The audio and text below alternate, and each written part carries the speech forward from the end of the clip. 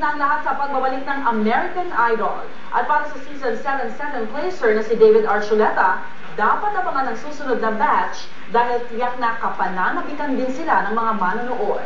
Yan ang ating balitang Hollywood. Muli na namang mararamdaman ang idol fever sa pagsisimula ng Season 8 ng American Idol. Pero bago pa man ipakilala ang mga bago niyong iidoluhin, may payo na ang Season 7 runner-up na si David Archuleta sa mga baguhan. Just to keep having a good time, keep a positive attitude. It's a once-in-a-lifetime experience and you'll never forget it. Ayon kay David, hindi rin niya malilimutan ang kanyang sariling idol experience. I didn't know what to expect, really. I was just like, what the heck's gonna happen here? But it was just amazing. I mean, I had no idea I'd be here right now, last year.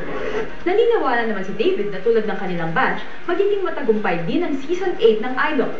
I think so. I mean, it just depends on what kind of people are there, and I'm sure they'll find really great talent.